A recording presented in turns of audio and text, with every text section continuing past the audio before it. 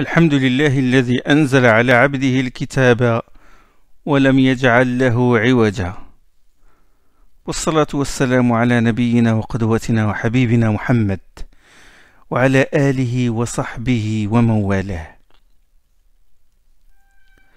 Alors, dans l'arbre que nous avons schématisé, donc l'arbre des sciences tiré du livre Al-Itqan al-Suyuti, sciences relatives à la descente, au Tanzil, ça se ramifie en 5 branches. Modalité de la descente, ça on l'a vu. Les circonstances de la descente, ça on l'a vu la dernière séance. Considération de l'événement, considération du temps, etc. Les premières révélations, les dernières révélations. L'ordre de la descente des versets, on l'a vu. C'est là où on a fait les premières et les dernières révélations. La façon dont le Coran a été descendu, descente synthétique, descente analytique, ça les premiers doros. Et il nous reste, pour terminer les sciences relatives au Tanzil, cette branche-là, il nous reste les causes de la descente. Asbab nuzul, les circonstances causales. Suyuti rahimahullah a dit que les savants ont consacré des livres aux causes de la descente. D'ailleurs, lui-même, il a écrit un livre sur Asbab al-Nuzul. Il a cité des noms, les noms de ces savants. Ali ibn al-Madini. Ali ibn al-Madini, il est le cheikh de l'imam al-Bukhari, son cheikh. Risala de Ali ibn al-Madini ne se trouve, n'a pas de trace maintenant, il est introuvable. Il a cité Al-Wahidi, Al-Naysaburi. Son livre a été édité et il a été résumé par le cheikh l'imam al-Ja'bari, le grand savant dans le Qira'at et dans les sciences du Coran. Et il a cité Abu al-Fadl ibn al-Hajar. Abu al-Fadl ibn Hajar. Pas ibn Hajar al-Asqalani, Abu al-Fadl ibn Hajar. Suyuti a dit qu'il ne l'a pas trouvé complet, c'est-à-dire qu'il n'a pas trouvé complet son livre. En fait, elle a une anecdote.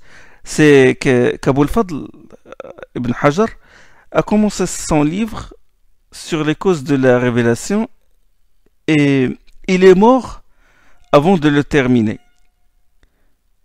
Il est mort quand il est arrivé au verset où que vous soyez, la mort vous atteindra. أينما تكونوا يدرككم الموت ولو كنتم في بروج مشيدة. Où que vous soyez, la mort vous attendra. Il est mort à ce verset-là, subhanallah. La plume s'est arrêtée et le cœur s'est arrêté en même temps, à ce verset-là. L'imam al-Ja'bari, dans l'introduction du Mukhtasar Asbab al-Nuzul, c'est-à-dire l'abrégé sur les causes de la descente, comme j'ai dit, il a résumé le livre de Al-Wahidi, il a dit le Coran dans sa descente se divise en deux. Une partie a été révélée sans circonstance causale et une partie a été révélée suite à un événement, une question. En fait, ce qui a été révélé sans circonstance causale, c'est la plus grande partie du Coran, sans cause directe. Attention, quand on dit sans circonstance causale, nous entendons par là des causes particulières. Un événement, une question, quelqu'un pose une question, il a la réponse, yas'alunaka 'anil mahid, il t'interroge sur les menstrues, et là la réponse vient. La révélation divine descend en réponse à la question posée. Mais quant à la descente du Coran pour une raison ou parce que le besoin s'en fait sentir, ça c'est quelque chose d'évident. On est catégorique là-dessus. Le Coran a été révélé pour une raison sage, parce que l'humanité en a besoin. La preuve, وَكُنْتُمْ عَلَى شَفَا حُفْرَةٍ مِّنَ النَّارِ فَأَنْقَذَكُمْ مِنْهَا. Vous étiez au bord d'une fosse au-dessus du feu et il vous en a sauvé. Il a sauvé l'humanité, les croyants, les musulmans, il les a sauvés de l'enfer par ce Coran-là. Donc, ce Coran a été révélé pour sauver l'humanité. C'est une cause générale et fondamentale. Allah est trop transcendant. Hasha lillah, pour faire descendre le livre sans raison et sans réponse à un besoin. Il a dit, subhanahu wa ta'ala, وَبِالْحَقِّ أَنزَلْنَاهُ وَبِالْحَقِّ نَزَلْ. C'est en toute vérité que nous l'avons fait descendre, et il est descendu conforme à la vérité. Nous l'avons fait descendre dans le bon endroit et par la bonne langue. Et il est conforme à la vérité, dans le fond et dans la forme. C'est bon? Sidqan wa adla, comme a dit Allah subhanahu wa ta'ala dans Surat Al-An'am. Hein? Vérité dans son contenu et vérité dans son objectif. Équité et vérité.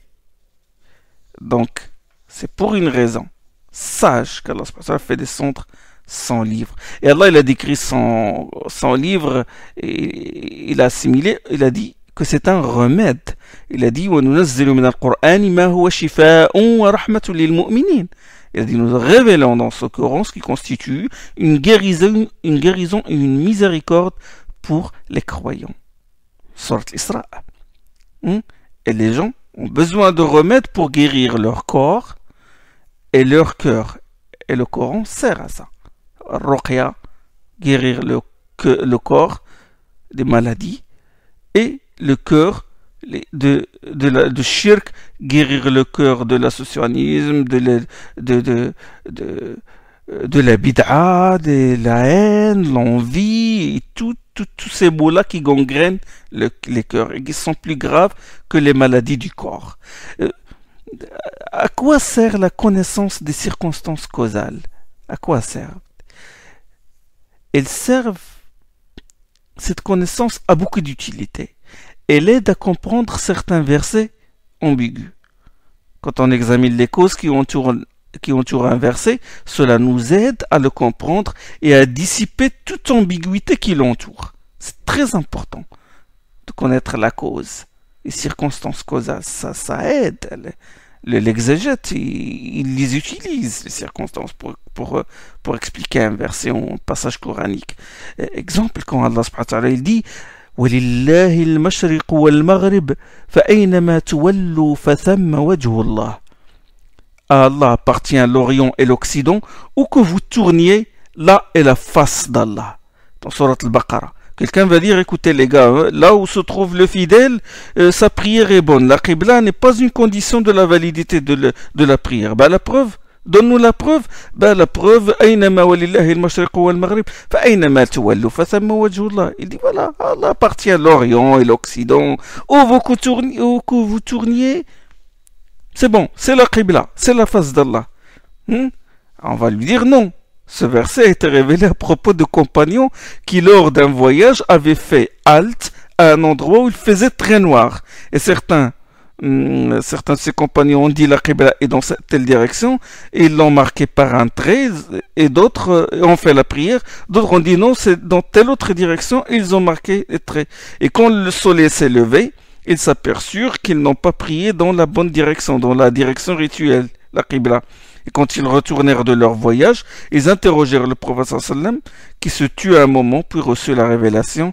À Allah appartient l'Orient et l'Occident. Lillahi al-mashriq wal-maghrib.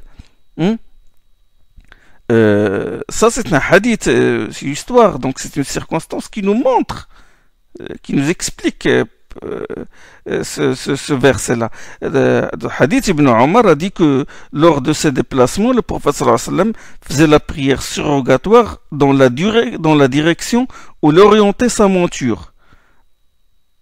Donc, dans ses voyages, qu'est-ce qu'il fait? Bon, il orientait la monture vers la qibla, il dit Allah Akbar, puis même si sa monture va à droite ou à gauche ou dans une direction différente de celle de la qibla, il continuait sa prière. Donc ces circonstances-là nous aident à comprendre le verset là. On dit non, ce verset est lié à des circonstances. Quand quelqu'un fait l'ijtihad, se trouve dans un endroit perdu, il ne sait pas où se trouve la qibla, et il dit bon, moi je vais faire bon, c'est pas peut-être par là, peut-être il n'a pas d'instrument, il n'a rien, et il a fait l'ijtihad et il a fait la prière.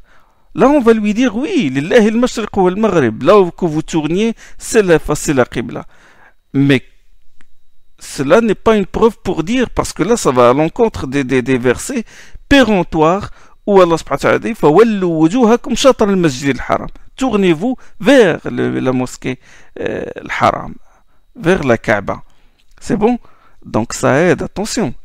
Autre exemple, quand Allah subhanahu wa ta'ala dit en vérité, As-Safa et Al-Marwa font partie des rites d'Allah aussi pour celui qui fait le pèlerinage vers la maison ou qui fait la Umrah. Il n'y a pas de mal, nul grief, il n'y a pas de mal à faire le septuple parcours rituel entre elles. إن الصفا والمروة من شعائر الله فمن حج البيت أو اعتمر فلا جناح عليه أن يطوف بهما فلا جناح عليه.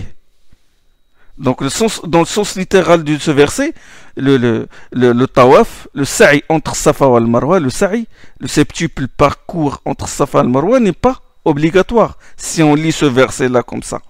C'est juste une tolérance parce que le terme employé fala junaha alayh. Fala junah, nul grief, il n'y a pas de mal, pas de blâme. C'est toléré, c'est une licence. Littéralement, on comprend ça. Bon, quelqu'un qui suit le sens littéral comme ça bêtement du Coran, il va dire bon voilà, c'est une preuve que le sa'i entre Safa et Marwa n'est pas obligatoire, alors que le sa'i entre Safa et Marwa est un des piliers du pèlerinage. Le pèlerinage n'est valable que s'il fait ça. Il faut faire très attention. Attention de lancer comme ça les versets, comme ça. Sans revenir aux circonstances, sans comprendre si c'est un texte général ou particulier, abrogeant, abrogé. Hein, si tu n'as pas le matériel qu'il faut, hein, tu t'accroches au sens littéral et tu tombes dans des choses catastrophiques. À cause de ça, quelqu'un peut rater son pèlerinage à cause de... Il dit voilà, bon, écoutez, Allah, il dit voilà, la junaha alaykum. Enfin, la junaha alayhi tawaf. Il n'y a pas de mal à ce qu'il le fait. Donc ça sous-entend que c'est juste une licence, une tolérance. Non, il faut revenir aux circonstances. Il faut revenir à la cause de la révélation pour comprendre ce verset-là. C'est qu'avant l'islam, il y avait des idoles. Une idole sur le mont Safa appelée Isaf et une idole sur le mont Al-Marwa appelée Naïla. Et les idolâtres faisaient le tawaf entre ces deux idoles. Ils faisaient l'aller et le retour entre ces deux. Et quand vint l'islam, les musulmans se sont sentis gênés de faire le septuple parcours entre ces deux monts. Ils ont dit, ils craignaient d'imiter les associateurs. Ils disent, bon, ça est un rite païen, des gens de la Jahiliya faisaient ça, bon, ça... Allah subhanahu wa ta'ala, il révèle, il a fait descendre ce verset, il a dit فَلَا جُنَاحَ عَلَيْهِ أَن يَطَّوَفَ بِهِمَا. Il n'y a pas de mal, là ce n'est pas grave, c'est-à-dire que ça c'est quelque chose qui a été fait par les païens, mais sont en fait à l'origine des rites d'Ibrahim alayhi salam. Donc les circonstances causales dissipent tout problème de compréhension.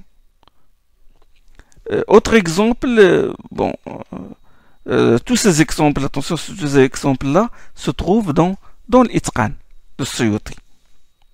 Nous sommes dans le chapitre 9. Marwan bin al-Hakam, ça c'est un autre exemple. Marwan bin al-Hakam, qui est un gouverneur, gouverneur omeyyade à l'époque, il eut un problème de compréhension concernant le verset suivant. Ne pense pas que ceux qui se réjouissent de ce qu'ils ont accompli et qui aiment être loués pour ce qu'ils n'ont pas fait, ne pensent pas qu'ils seront à l'abri du châtiment. Ils auront un châtiment terrible. Surat Al-Imran. ولا يحسبن الذين يفرحون بما أتوا ويحبون أن يحمدوا بما لم يفعلوا فلا تحسبنهم بمفازة من العذاب. Ne pense pas que ceux qui se réjouissent de ce qu'ils ont accompli. Il appela Ibn Abbas, il lui a dit, écoutez, si tout homme qui se réjouit de ce qu'il a accompli et qui aime être loué pour ce qu'il n'a pas fait, sera châtié, nous serons tous châtiés. Et Ibn Abbas lui dit, bon, en quoi ce verset vous concerne? Et il s'agit de certains gens du livre à qui le prophète sallam avait demandé qu'il lui fasse connaître une chose. Ils sont venus voir le prophète sallam, il dit, le prophète sallam leur a demandé une science, quoi, un renseignement, et là, ils lui ont dissimulé la vérité, ils lui ont donné une autre réponse, et ils ont donner l'impression qu'ils lui ont donné la bonne et obtenir de lui des remerciements du genre voilà, bon, nous t'avons servi, nous t'avons aidé, nous t'avons rendu service, genre, vous comprenez? Et ils se réjouirent de la science qu'ils avaient dissimulée. Ils se réjouirent. C'est à leur sujet que se fut révélé ce verset-là. Hein? Et Ibn Abbas, radiallahu anhu, lui récita: souviens-toi, وإذ أخذ الله ميثاق الذين أوتوا الكتاب لتبيننه للناس ولا تكتمونه. Il l'a ramené au verset qui est avant ce verset-là. Il a dit: souviens-toi, ô Muhammad, lorsqu'Allah prit l'engagement de ceux qui reçurent le livre en ces termes, vous l'exposerez clairement aux gens et ne le dissimulerez point.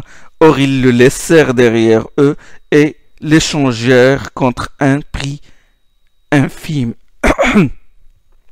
وإذ أخذ الله ميثاق النبي وإذ أخذ الله ميثاق الذين أوتوا الكتاب لتبيننه للناس ولا تكتمونه. Qu'est-ce qu'ils ont fait? Allah a pris l'engagement qu'il faut qu'ils explicitent le livre et qu'il faut qu'ils ne le dissimulent pas. Qu'est-ce qu'ils ont fait? فنبذوه وراء ظهورهم واشتروا به ثمنا قليلا. Ils l'ont rejeté derrière leur dos et ils l'ont échangé contre un prix infime. Donc, ce hadith se trouve dans le Bukhari. Donc, il lui a expliqué que ce verset-là, il ne faut pas avoir peur, il ne faut pas craindre, parce que ça, c'est concernant quelqu'un qui dissimule la vérité. Ils ont dissimulé la vérité, ils commirent de graves péchés. La dissimulation de la science, le mensonge à un prophète, ce qui leur a fait mériter, bien sûr, ce châtiment. Et le fait de se réjouir d'avoir caché la vérité, subhanallah. Et donc, ce n'est pas n'importe qui se réjouit de ses performances et qui aime être loué pour ce qu'il n'a pas fait. Bon, c'est un défaut, mais ce n'est pas n'importe qui a ça, qui est voué au châtiment. Donc la cause de la descente a restreint la portée générale de ce texte-là.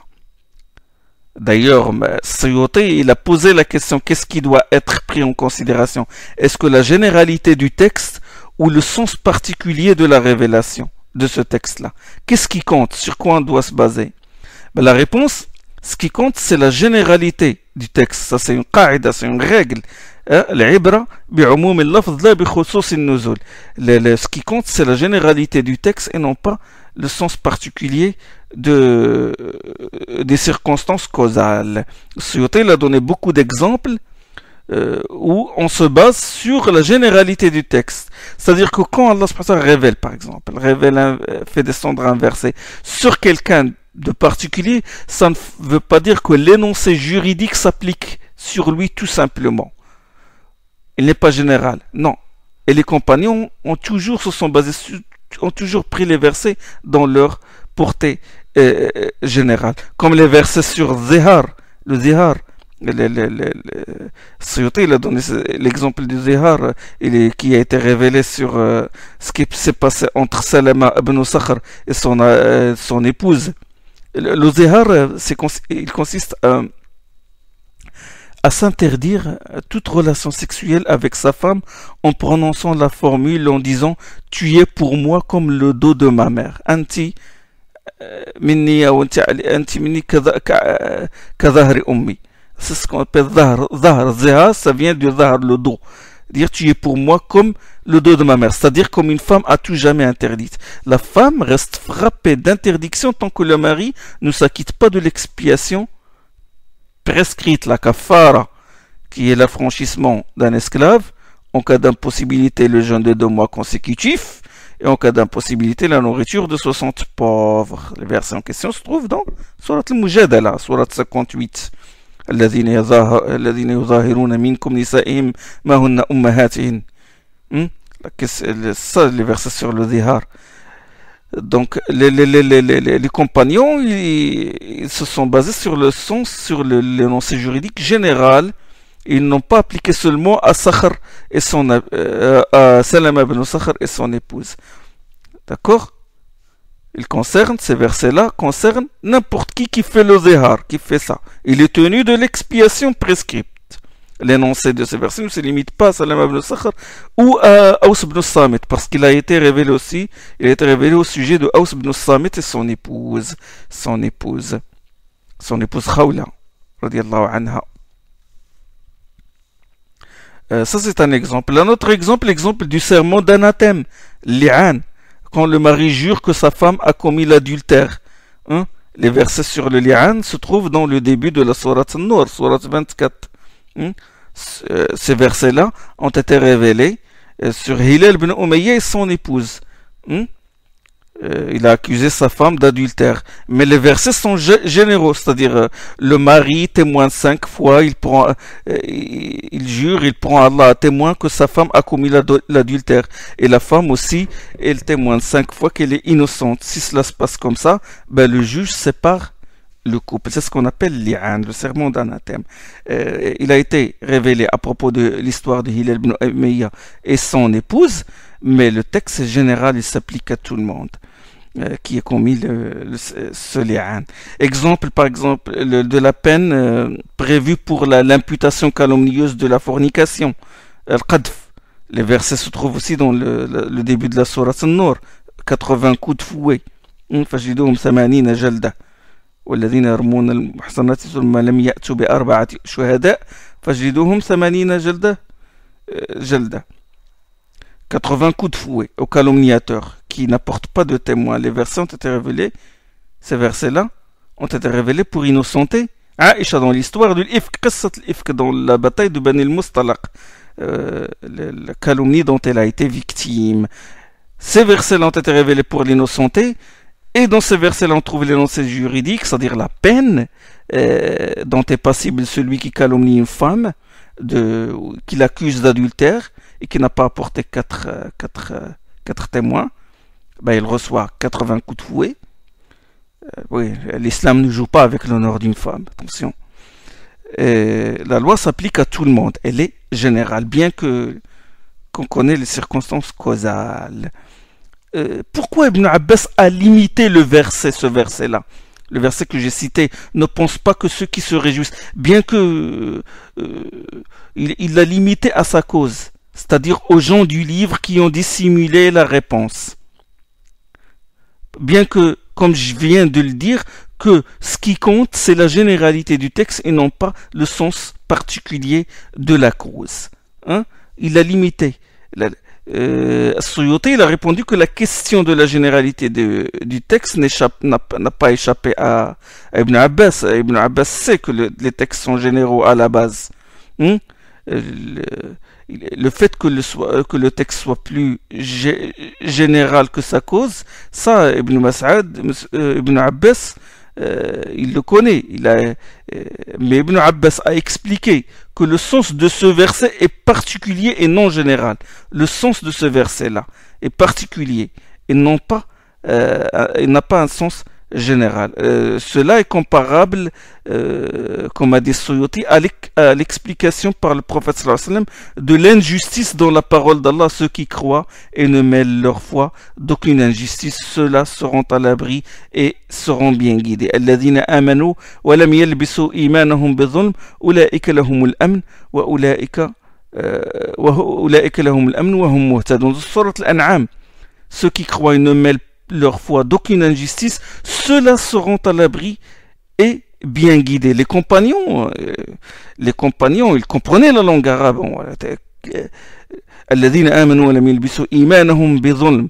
Bon, terme indéfini, ظلم, indéfini, dans une phrase négative,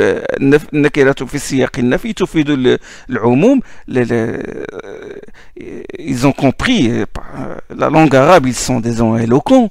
Ils ont dit, donc c'est toute injustice. La personne qui commet n'importe quelle injustice, elle n'est pas à l'abri du feu dans ce cas-là. Parce que le texte est général, et n'importe quelle injustice, quelle que soit cette injustice, grande ou petite, ça vaut la personne à être exposé au châtiment d'Allah. Ils ont dit, voilà, ils trouvèrent ce verset pénible. Ils sont envoyés, ils sont allés voir le prophète sallallahu alayhi wa sallam. Il a couru vers lui dire, envoyé d'Allah, qui d'entre nous n'a jamais lésé son âme en commettant un péché? Tout le monde commet des péchés. Ça veut dire que tout le monde n'est pas à l'abri. Seuls ceux qui n'ont commis aucune injustice, ils seront à l'abri, comme le prouve ce verset. Et le prophète sallam leur a dissipé cette ambiguïté. Il leur répondit, il dit, ce verset n'a pas le sens que vous lui avez donné. N'avez-vous pas entendu ce qu'a dit à son fils le pieux serviteur Luqman? Oh mon fils, n'associe rien à Allah. Vraiment, l'association est une injustice énorme. Ya bunayya la tushrik billah, inna ash-shirka la zulmun azim.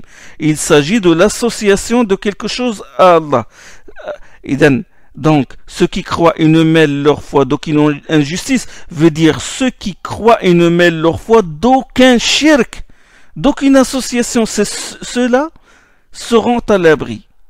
Ce n'est pas n'importe quelle injustice, mais une injustice particulière, le shirk. Le shirk. Donc il a expliqué un verset par un autre verset.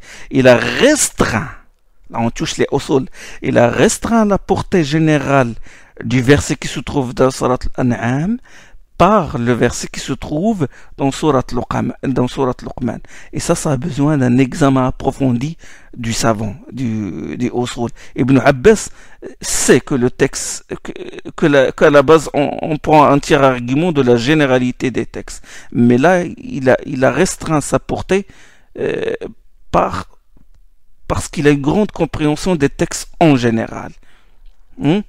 Ça a besoin d'un grand travail, d'effort, d'un grand ijtihad, d'un grand travail pour atteindre ce degré de compréhension.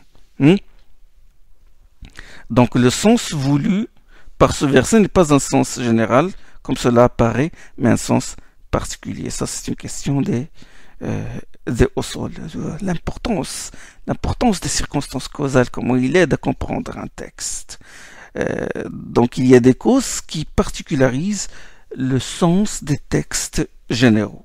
De toute façon, ça c'est une question usul.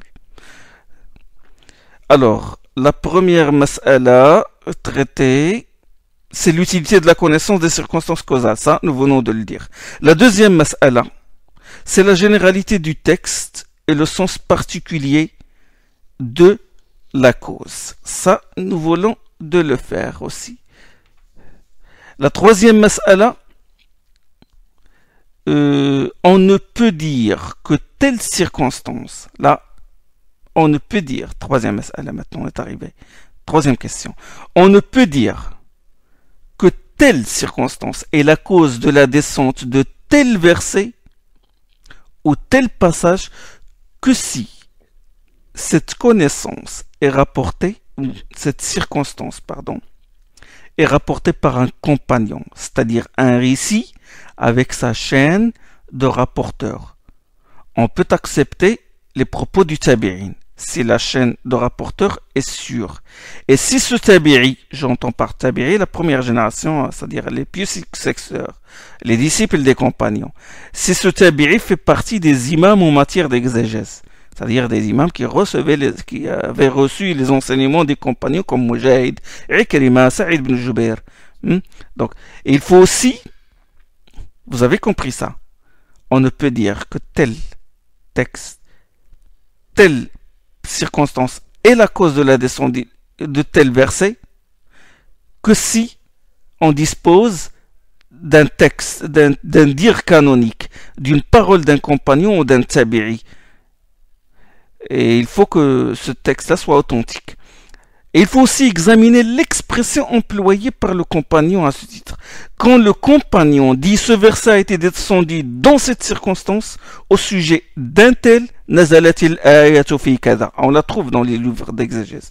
Ils disent en général, les compagnons, les tabi'in disent nazalat fina, nazalat fi kada. Elle est descendue sur un tel. Elle est descendue dans telle circonstance.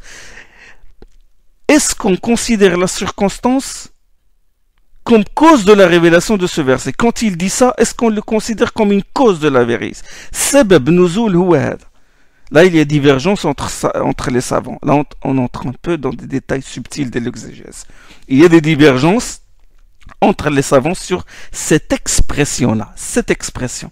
Là, il y a l'étude de l'expression de termes employés par le compagnon pour en déduire que la circonstance est la cause de la révélation du verset.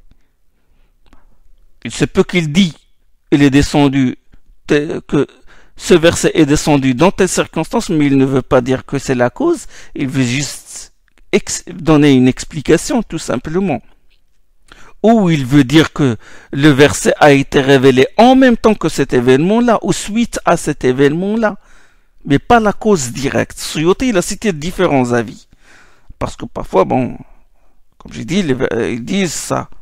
Ils disent ça, ils visent seulement l'énoncé juridique de ce verset. Il dit, ce verset est descendu dans cette circonstance. Mais il veut dire que l'énoncé juridique qui est tiré de ce verset-là s'applique seulement à cette situation-là. Donc il faut tahrir, ce qu'on appelle le tahrir. Il faut examiner les propos du compagnon. Bref, il faut examiner.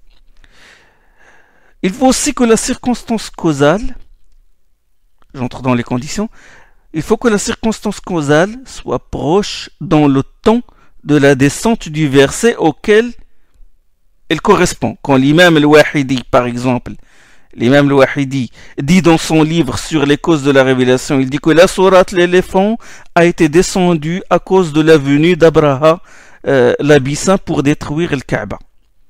C'est l'éléphant. Alam tara kayfa fa'ala rabbuka bi ashabil fil. N'as-tu pas vu comment ton Seigneur a traité les gens de l'éléphant? Allah leur a envoyé Tayran Ababil, les oiseaux parvolés qui les ont détruits et qui ont détruit Abraha à leur tête. Il dit voilà, la sourate l'éléphant était descendue à cause de la venue de l'éléphant d'Abraha l'Abyssin pour détruire la Kaaba. Or l'histoire est arrivée, cette histoire-là est arrivée avant que la sourate ne soit descendue. Le prophète sallam venait seulement de naître quand cette histoire est arrivée. Donc on ne peut pas dire que cet événement est la cause de la descente de la sourate l'éléphant. Mais celle-ci raconte ce fait. Comme on le trouve dans tous les versets, dans beaucoup de versets du Coran qui parlent de l'histoire d'Ibrahim, d'Ismaïl, de Yaqub, de Moussa alayhi salam, de Isa, de Samoud, de Ad, etc. Ça c'est la troisième question. Quatrième question, comme a dit Suyuti, souvent les exégètes citent plusieurs causes pour la descente d'un seul verset. Ici, un seul verset, ils disent là, sa cause, celle-ci, celle-là. Dans ce cas, il a dit il faut examiner l'expression employée par le compagnon. Si un des compagnons, on a par exemple deux causes citées, on trouve deux causes. Si un des compagnons a dit ce verset a été descendu dans telle circonstance, ou au sujet de telle chose, et qu'un autre a dit ce verset, le même verset, a été descendu dans telle chose, et qu'ils ont dit des choses qui ne sont pas des causes de la descente. Quand on a examiné ce qu'ils ont dit, ce ne sont pas des causes de la descente de ce verset. Nous comprenons que ce qu'ils désignent par leur expression nazalat fi kada a été descendu dans cette circonstance. Nous comprenons qu'ils visent par là l'explication tout simplement. Ils veulent juste expliquer le verset. Là, si le verset accepte les deux explications, elles sont toutes les deux adoptées. Comme quand un compagnon explique, un compagnon explique le sirat, il dit le sirat signifie l'islam. Un autre, il dit le sirat signifie la sunna. Bon, les deux sens sont valables. Ils ne se contredisent pas. Donc, on les adopte tous les deux. Alors, deuxième cas, si l'un d'eux dit ce verset a été descendu à propos de tel cas, dans telle circonstance, et l'autre compagnon a été plus explicite. Il a déclaré que cette circonstance est la cause de la descente de ce verset.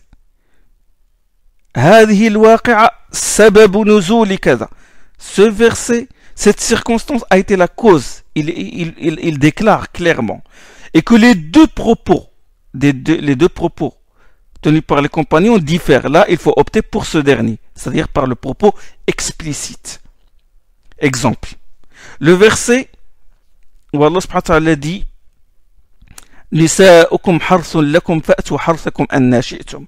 Le verset vos femmes sont pour vous un champ, allez à votre champ comme vous voulez. Al-Bukhari, il rapporte qu'un des compagnons a dit que ce verset a été révélé à propos des relations avec sa femme dans son fondement, c'est-à-dire le coït anal. Il l'a dit, c'est une mauvaise compréhension, les compagnons se trompent. Dans les deux sahih, Jabir a dit, les juifs, là il parle de la circonstance, il a dit les juifs prétendaient que si l'homme abordait sa femme par le dos et dans l'endroit habituel, pas dans le fondement, mais dans l'endroit habituel, l'enfant issu de tel rapport devenait louche. Et Allah, il a fait descendre le verset suivant qui réfute cette fable. Il a dit, Allah subhanahu wa ta'ala a fait descendre Nisa'ukum harsun lakum fa'tu harsakum anna shi'tum. Vos femmes sont pour vous un champ, allez à votre champ comme vous voulez. Quand vous voulez, c'est-à-dire à l'endroit habituel. Le coït anal est strictement interdit en islam. Celui qui le commet est voué à la malédiction. Il est maudit comme le prouvent beaucoup de hadiths. Donc, qu'est-ce qu'on doit faire prévaloir? On doit faire prévaloir le hadith de Jabir, parce que l'expression de Jabir est claire. Il dit, voilà, certains juifs prétendaient, voilà, telle chose. Et là, Allah, il révéla. C'est cette circonstance qu'on doit prendre. Troisième cas, si un des compagnons a cité une cause, il a clairement dit que cette circonstance est la cause de la descente de tel verset. Et un autre compagnon a cité une autre cause de manière explicite. Là, il a dit la cause. Et que les deux causes diffèrent, là, on examine. Qu'est-ce qu'on examine? On examine la chaîne de transmission des deux traditions, des deux propos. Et on adopte le propos dont la chaîne est la plus sûre. L'asah. C'est bon? Exemple. Le Bukhari Muslim rapporte que Jundub al-Bajali a dit le prophète sallallahu alayhi wa sallam était souffrant. Kana maridan, était souffrant. Shtaka. Le propos dans Sahih al-Bukhari. Shtaka Rasulullah. Le prophète sallallahu alayhi wa sallam était souffrant. Était malade. Et il n'a pas pu accomplir la prière du qiyam. La prière surrogatoire de la nuit. Pendant 2 ou 3 nuits. Il n'a pas pu accomplir la prière du qiyam pendant 2 ou 3 nuits. Et une femme lui rendit visite. Cette femme est Jamil, l'épouse d'Abu Lahab, qu'Allah a voué à l'enfer dans Surat Tabbat Yada Abi Lahab. Il est venu le voir, il lui dit, oh Mohammed, je pense bien que ton Satan t'a quitté, je pense bien que ton diable t'a quitté. Ça veut dire la révélation divine et Jibril. Et Allah subhanahu wa ta'ala, il a fait descendre la sourate Wad-duha wal-layli idha saja, par la clarté du jour, etc. Et jusqu'à Ma wadda'aka rabbuka wa ma qala. Ton Seigneur ne t'a point abandonné ni pris en aversion. Sourate Ad-duha. Nous avons déjà parlé de Fatrat al-Wahi, l'interruption de la révélation. Il y a une rupture, puis après Allah subhanahu wa ta'ala lui révéla Duha. Wad-duha wal-layli idha saja ma wadda'aka rabbuka wa ma qala. Ton Seigneur ne t'a point abandonné, il ne t'a pas abandonné. Il ne t'a pas détesté. Et cette femme, il a voulu tirer mauvaise joie de l'état du prophète sallallahu alayhi wa sallam. Il veut le faire souffrir, c'est pourquoi il lui a tenu ses propos offensants. Et Allah subhanahu wa ta'ala l'a consolé et lui révéla la sourate Ad-duha. Ça, c'est le Bukhari Muslim rapporte ce fait-là. Tabarani, il rapporte avec sa chaîne d'autorité qu'une servante du prophète sallallahu alayhi wa sallam, là, l'autre texte, là je parle de notre texte considéré comme une cause de la révélation de Surat Ad-duha. Tabarani, il rapporte qu'une servante du prophète sallallahu alayhi wa sallam, Khawla, il s'appelle Khawla, il a dit qu'un petit chien entra dans la maison du prophète sallallahu alayhi wa sallam et se cacha sous le lit. Et il mourut. Et durant plusieurs jours, le prophète sallallahu alayhi wa sallam ne reçut aucune révélation. Il a dit sallallahu alayhi wa sallam à sa servante, oh Khawla, qu'est-ce qui s'est passé dans la maison de l'envoyé d'Allah? Qu'est-ce qui s'est passé dans la maison de l'envoyé d'Allah? Il a dit, Jibril ne me rend plus visite. Qu'est-il arrivé? Elle lui répondit, par Allah, il n'y a pas de jour meilleur qu'aujourd'hui. C'est-à-dire que tout ce qui s'est passé aujourd'hui est bien. Et le prophète sallallahu alayhi wa sallam prit son manteau et sortit. Et puis Khawla s'est dit, bon, pourquoi ne ferais-je pas le ménage? Je fais un peu de nettoyage dans la maison. Et il a dit, j'ai pris le balai et j'ai commencé à balayer sous le lit et j'ai senti quelque chose de lourd, que le balai traînait. Je l'ai fait sortir et c'était un petit chien mort. Je l'ai jeté derrière la maison et le prophète sallam revint à la maison tout en tremblant. Et quand il a dit, quand le prophète sallam, d'habitude, quand il recevait la révélation, il tremblait. Il tremblait. Et là, il a dit, sallallahu alayhi wa sallam, à Khawla, il dit, couvre-moi, couvre-moi. Et il l'a couvert, et Allah subhanahu wa ta'ala a fait descendre, Wadduha wal layli idha saja, par la clarté du jour. Donc nous avons deux textes qui sont considérés comme une cause de la révélation de Surat al-Duha. Dans son explication du Sahih al-Bukhari, Ibn Hajar al-Asqalani a dit, l'histoire du retard de la venue de Jibril à cause de la présence du petit chien dans la maison du prophète sallam est célèbre. Mais le fait qu'elle soit la cause de la révélation de Surat al-Duha me paraît bizarre. En plus, dans sa chaîne de transmission, il y a des rapporteurs qui sont inconnus. Ça, c'est un savant du hadith qui dit ça. Il faut donc se fier à ce qui se trouve dans le Sahih. C'est-à-dire, le mu'tamadu ma fi Sahih. C'est ce qu'a dit Ibn Hajar. Donc, on fait prévaloir le récit le plus authentique qui se trouve dans Sahih al-Bukhari et Muslim. C'est bon? On a deux causes. Donc, on fait prévaloir le plus authentique. Quatrième cas, il se peut qu'un même verset soit révélé suite à deux causes. Comme les versets sur le sermon d'anathème que j'ai dit, li'an, le verset de la dernière séance. Li'an, quand l'homme, le mari accuse son épouse, doute de la fidélité de son épouse, il l'accuse d'adultère. Allah a révélé ceux qui accusent leurs épouses d'adultère et qui n'ont d'autres témoins à fournir qu'eux-mêmes. Chacun d'eux aura juré 4 fois devant Allah qu'il ne dit que la vérité, etc. etc. Les premiers versets, les versets 6 jusqu'au verset 10 de Surat An-Nur. والذين يرمون أزواجهم ولم يكن لهم شهداء إلا أنفسهم فشهادة أحدهم 4 شهادات. Le Bukhari il rapporte d'après Ibn Abbas que ces versets-là ont été révélés suite à l'accusation par Hilal ibn Umayya de son épouse, accusation d'adultère. Et le Bukhari Muslim rapporte d'après Sahl ibn Sa'd qu'ils ont été révélés au sujet de Umair al-Ajlani et sa femme. Donc nous avons deux cas de situation, deux circonstances de la révélation causale de la révélation de ces versets-là. Donc deux circonstances. Là, les deux circonstances sont acceptées, c'est-à-dire on peut dire que ces versets-là ont été descendus à cause de ces deux situations-là. Et sauf que Suyuti, il a émis une condition, il a dit, c'est que il faut que les deux événements ne soient pas être loin l'un de l'autre dans le temps. Il ne faut pas qu'une longue période les sépare. Pour dire que les deux circonstances, que la descente des versets,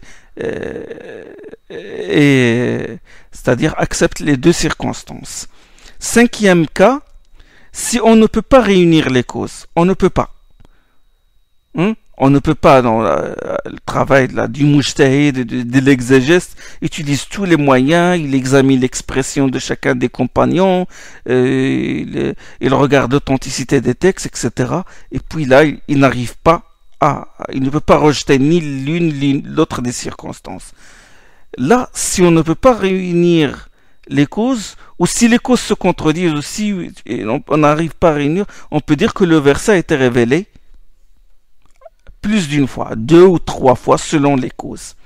Exemple, le Bukhari Muslim, il rapporte au moment où la mort approchait d'Abu Talib, l'envoyé d'Allah sallallahu alayhi wa sallam lui rendit visite et trouva Abu Jahl et Abdullah ibn Abi Umayya ibn al-Mughira, deux têtes de la mécréance.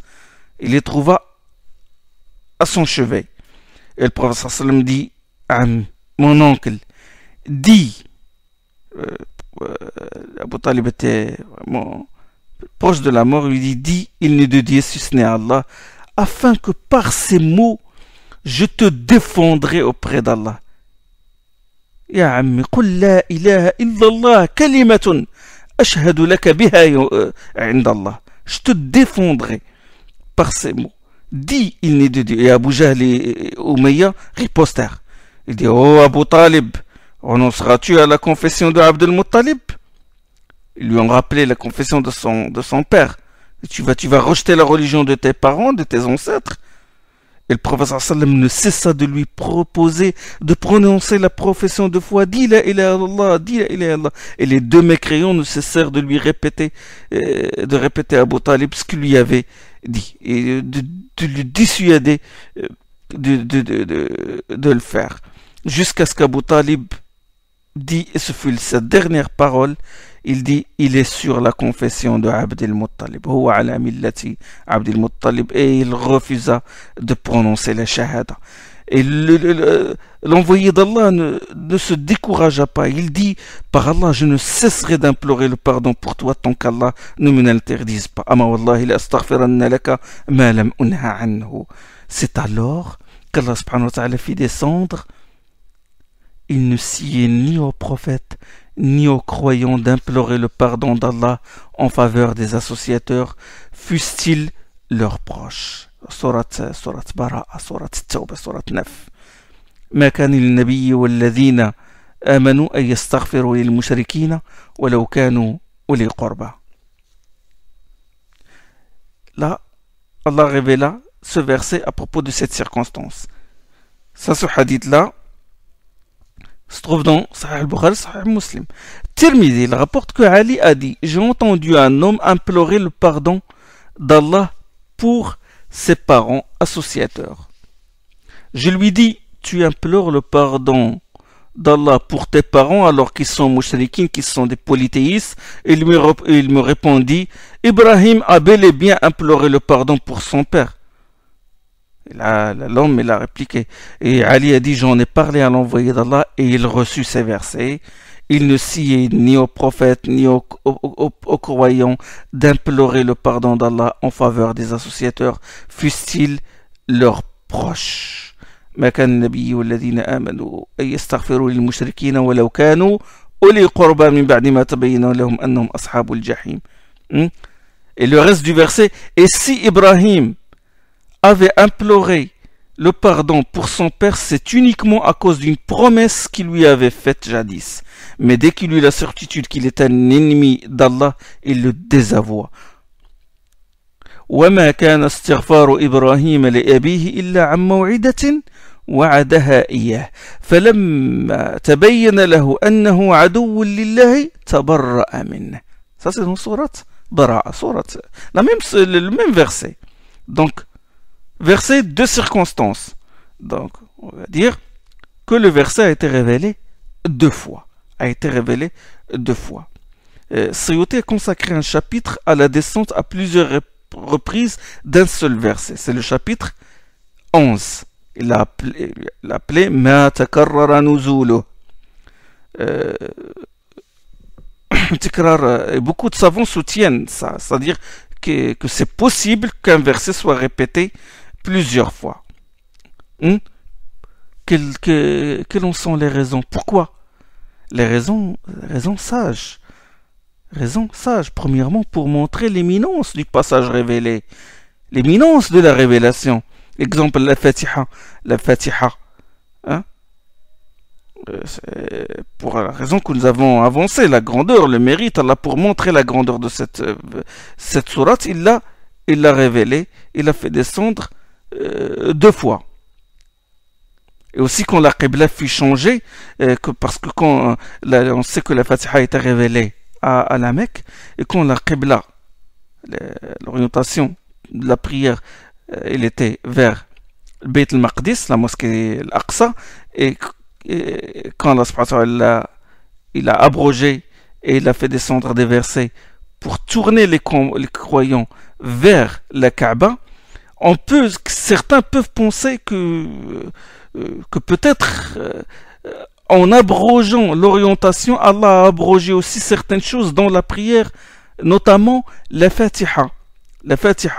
Et là, Allah subhanahu wa ta'ala l'a révélé une deuxième fois pour pour insister sur son caractère obligatoire. La Fatiha est un pilier des piliers de la prière. Autre exemple, sur le rappel et l'insistance sur la prescription énoncée, c'est le verset de la sourate les abeilles. Les abeilles, sourate 16. Allah subhanahu wa ta'ala dit s'il faut que vous infligiez une punition, que ce soit à la mesure de l'offense subie. Ce verset a été révélé à la Mecque, puisque bon, sourate les abeilles, c'est une sourate mécoise.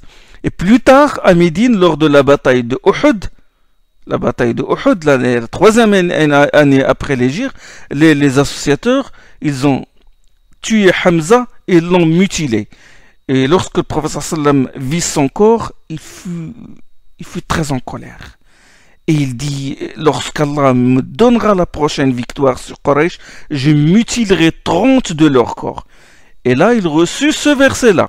وَإِنْ عَاقَبْتُمْ فَعَاقِبُوا بِمِثْلِ مَا عُوقِبْتُمْ بِهِ وَلَئِنْ صَبَرْتُمْ لَهُوَ خَيْرٌ لِلصَّابِرِينَ. Si vous devez infliger une punition, que ce soit à la mesure de l'offense subie. Et le prophète sallam, il renonça à son dessein. Donc l'une des raisons, c'est la mise en valeur du passage révélé, montrer qu'il n'y a pas d'abrogation, comme j'ai cité tout à l'heure, le rappel et l'exhortation, pour que ça s'enracine dans le cœur. Autre raison citée par les savants, c'est pour compléter les ahruf. Pourquoi la révélation se répète? C'est pour compléter les ahruf, c'est pour compléter les modes de formulation. Une sourate révélée selon un idiome pour révéler selon un deuxième idiome, n'est-ce pas? Donc, nous avons dit qu'un seul verset peut avoir plusieurs circonstances causales,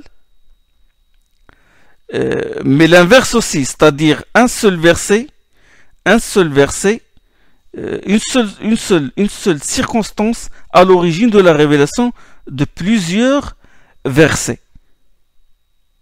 C'est-à-dire sur un seul événement, plusieurs versets descendus. Exemple, le hadith de Zayd ibn Thabit dans le Sahih al-Bukhari. Le prophète sallam, il a dicté à Zayd ibn Thabit qui tenait une plume, il a dit La yastawi al-qa'iduna min al-mu'minina wal-mujahiduna fi sabili. Il n'y a pas d'égalité entre les croyants qui restent chez eux et ceux qui mènent le combat dans la voie d'Allah. Ça, on la trouve dans Surat Nisa.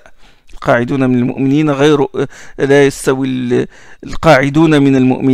n'y a point d'égalité entre les croyants qui restent chez eux, je laisse un vide, et ceux qui mènent le combat dans la voie d'Allah.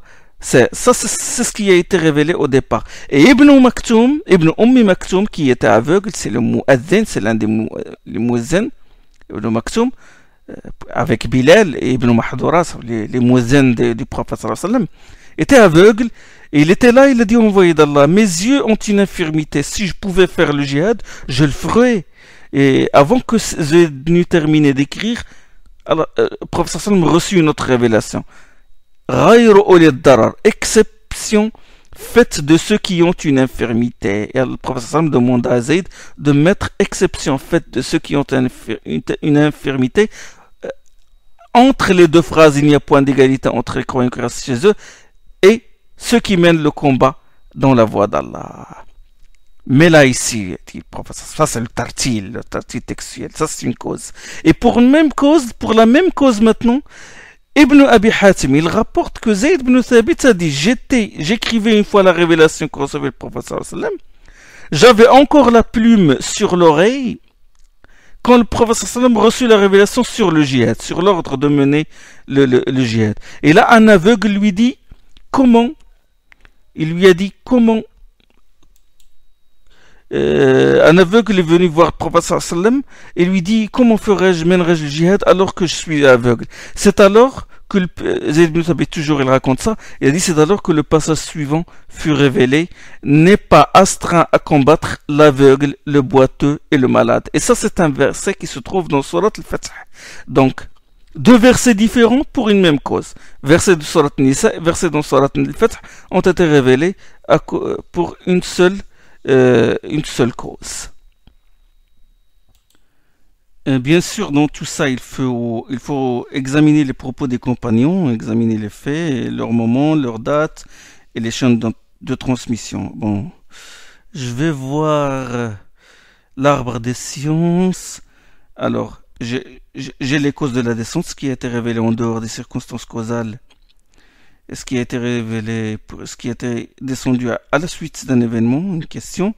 Alors, ce qui a été révélé à la suite d'un événement, on l'a divisé en deux. Alors, verset dans la révélation suit la cause, ça c'est dans la majorité des cas. Hein. Les circonstances arrivent, puis la révélation descend, n'est-ce pas? Et verset dans la révélation, maintenant, verset dans la révélation est antérieur à leur cause. Verset dans la révélation est antérieur à leur cause. Exemple dans la sourate Al-A'la. A d'ores et déjà réussi celui qui s'est purifié, tazakka, a invoqué le nom de son Seigneur puis a prié. قد أفلح من تزكى وذكر اسم ربه فصلى. Ça c'est le verset 14 et 15 de sourate le Très-Haut, l'A'la. Le Bayhaqi il rapporte, le Bazar aussi il rapporte ce texte-là, qu'Ibn Omar a dit que ce verset concerne la zakat de la rupture du jeûne, a d'ores et déjà réussi celui qui a fait la zakat. قد أفلح من تزكى. A d'ores et déjà réussi celui qui a fait la zakat. وذكر اسم ربه فصلى, a fait le zikr, le takbir, puis fasalla, puis a prié, c'est-à-dire puis a assisté à la prière de la fête de la rupture du jeûne. Or ces versets ont été révélés à la Mecque. Surat Al-A'la a été révélé à la Mecque, n'est-ce pas? Il a été révélé à la Mecque. Et alors que la zakat de la rupture du jeûne n'a été prescrite qu'à Médine. Le jeûne aussi n'a été prescrit à Médine. La fête, la prière de la fête de la rupture du jeûne n'a été prescrite qu'à Médine. Donc, le verset dans Surat Al-A'la à la Mecque et la cause à Médine plus tard. Donc, c'est un verset dont la révélation est antérieure à la cause. Autre exemple, dans Surat Al-Balad, La uqsimu bihadha al-balad wa anta hillun bihadha al-balad. Non, j'en jure par cette cité. Tu n'es pas soumis aux interdictions sacrées dans cette cité. La uqsimu bihadha al-balad wa anta hillun bihadha al-balad wa walidin wa ma walad. Surat Al-Balad. Wa anta hillun bihadha al-balad. Anta hill, c'est-à-dire que ce qui est interdit dans cette cité, la Mecque, du fait de son caractère sacré, t'est licite. Vous savez que la Mecque, c'est un territoire sacré, il est interdit de chasser le gibier, de couper les arbres, etc. C'est un haram. C'est un haram. Mais Allah dit à son prophète, tu n'es soumis anta hillun halal. Tu y es halal, c'est-à-dire que tu n'es pas soumis aux interdictions sacrées. C'est-à-dire tu peux combattre à l'intérieur, tu peux sanctionner les mécréants, mais le prophète ne pouvait pas sanctionner et l'ordre du combat n'a pas été prescrit et la cité reste sacrée. Comment on comprend ce verset-là alors? Ce n'est que des années plus tard, avec la conquête de la Mecque, qu'Allah a rendu licite la cité. Ce n'est que des années plus tard qu'il l'a rendu licite pour le prophète sallallahu alayhi wa sallam durant un certain temps, c'est-à-dire un moment de la journée.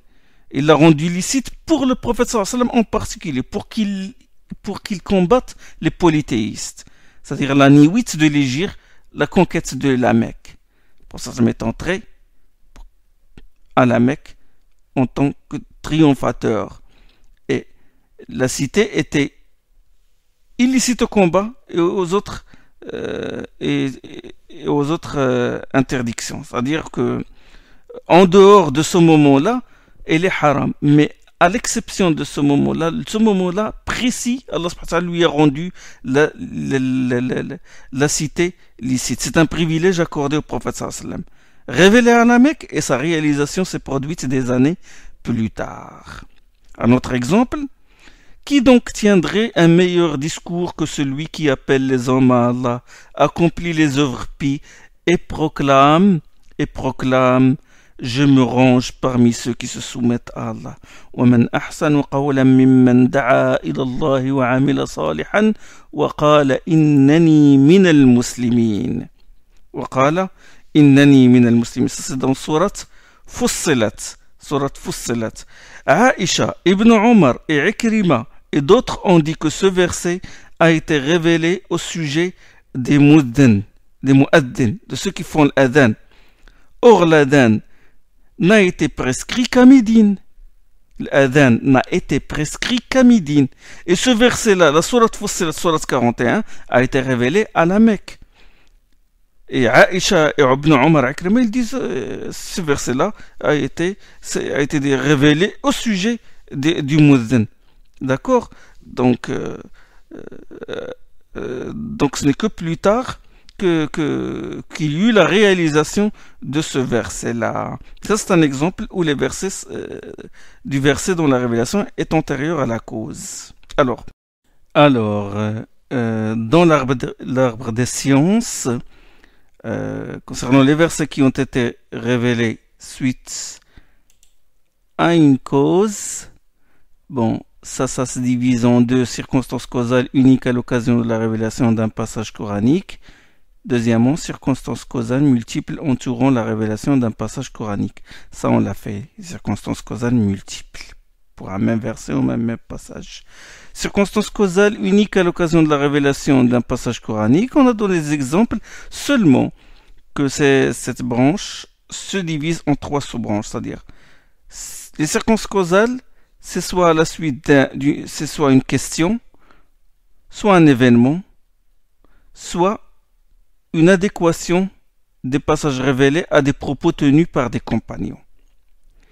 Donc, sabab al-nuzul, la cause de la révélation, peut être une question, un événement, ou l'ittifaq, le fait que le compagnon dit une parole et cette parole est confirmée par la révélation. La question, exemple, nous pouvons donner des exemples. Des gens ont demandé au prophète sallallahu alayhi wa sallam pourquoi il y avait des croissants lunaires. Une question de ce genre. On dit pourquoi la lune change de forme, un petit croissant, puis la pleine lune. Et Allah subhanahu wa ta'ala révélé à son prophète يسألونك عن الأهلة قل هي مواقيت للناس والحج. Il t'interroge au sujet des croissants lunaires. Dis-leur, ce sont les repères temporels pour les hommes et pour le pèlerinage. Ça c'est dans Sourate Al-Baqarah. Ils ont interrogé le prophète sallallahu alayhi wa sallam sur la raison qui fait que la lune augmente ou puis diminue, une explication de ce phénomène. C'est bien de se renseigner sur cela. Mais le prophète sallallahu alayhi wa sallam, soutenu par la révélation divine, a attiré leur attention vers une raison encore plus sage, qui leur profitera dans ce monde et dans l'au-delà. Allah a révélé ce sont des repères temporels pour les hommes et pour le pèlerinage. C'est bien de connaître les phases lunaires, que cela dépend de la position de la lune par rapport au soleil et à la terre, du déplacement de la lune autour de la terre, c'est bien ça. Mais qu'elle soit un repère temporel qui t'indique l'entrée du mois de Ramadan pour le jeûner, le mois de Shawwal, le mois de Shawwal pour t'indiquer l'entrée des mois du pèlerinage, comme a dit. Ce sont des repères temporels pour les hommes et pour le pèlerinage. Shawwal, Dhul Qa'da et Dhul Hijjah sont les mois du pèlerinage. Donc, la lune, ça t'indique ces mois-là. C'est bien. Qu'elle t'indique le 9e et le 10e jour du Muharram pour le jeûner, qu'elle t'indique les 10 premiers jours du Muharram pour y accomplir des œuvres des œuvres pies. Le 13e, le 14e et le 15e, la pleine lune, ça t'indique qu'il faut que c'est méritoire de jeûner ces jours-là. Donc c'est des repères. Des repères pour la femme. Hein?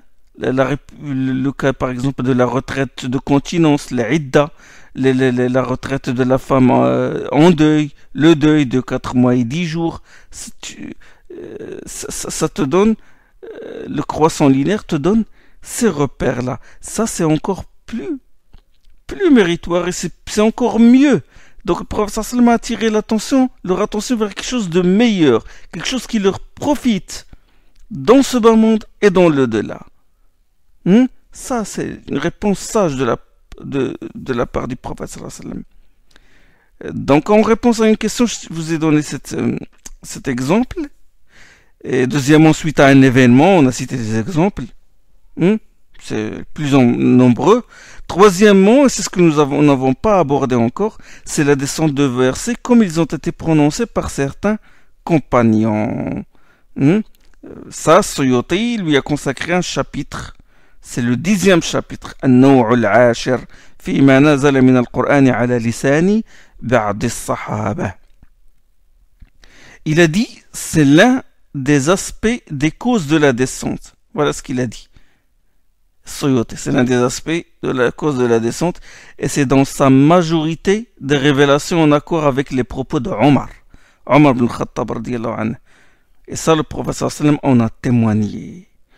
Il a dit, comme le rapporte Tirmidhi, hadith authentique, qualifié d'authentique par Sheikh Al-Albani, il a dit, Inna Allah ja'ala al-haqqa ala lisani Omar wa qalbi.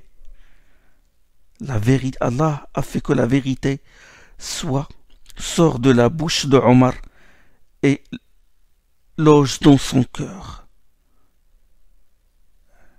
Le prophète sallallahu alayhi wa sallam connaît Omar. Il a vanté les mérites de Omar. Il dit Omar est un des hommes inspirés. ما من أمة إلا وفيها أناس محدثون فإن يكن في أمتي فعمر. Il dit dans chaque communauté il y a des gens qui ont de l'intuition, qui sont inspirés.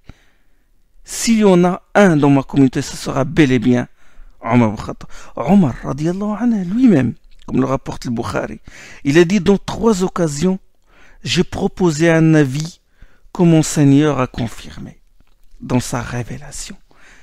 J'ai dit à l'envoyé d'Allah, que ne prends-tu pas le maqam d'Ibrahim comme lieu de prière? هل اتخذت مقام إبراهيم مصلى? Le maqam, la station d'Ibrahim, proche du Hijr, proche de la maison, la Kaaba. C'est là où le pèlerin accomplit 2 rak'at quand il termine le tawaf et boit l'eau de Zamzam. Il a dit, que n'as-tu pris, que ne prends-tu pas le maqam d'Ibrahim comme lieu de prière? Et le verset suivant fut révélé. وَاتَّخِذُوا مِن مَقَامِ إِبْرَاهِيمَ مُصَلَّى. Prenez du maqam d'Ibrahim un lieu de prière. Comme a dit Omar radiyallahu anhu, surat al-Baqarah. Omar a dit, j'ai dit, envoyé d'Allah, ordonne à tes épouses de porter le hijab, car parmi les gens, parmi les gens qui leur parlent, il y a les pieux et les pervers. Et Allah subhanahu wa ta'ala révéla, ô prophète, dis à tes épouses, à tes filles et aux femmes des croyants de ramener sur elles leur grande voile. Ya ayyuhan nabiyyu qul li azwajika wa banatika wa nisa'il mu'minina yudnina 'alayhinna min jalabibihin dans surat al-Ahzab.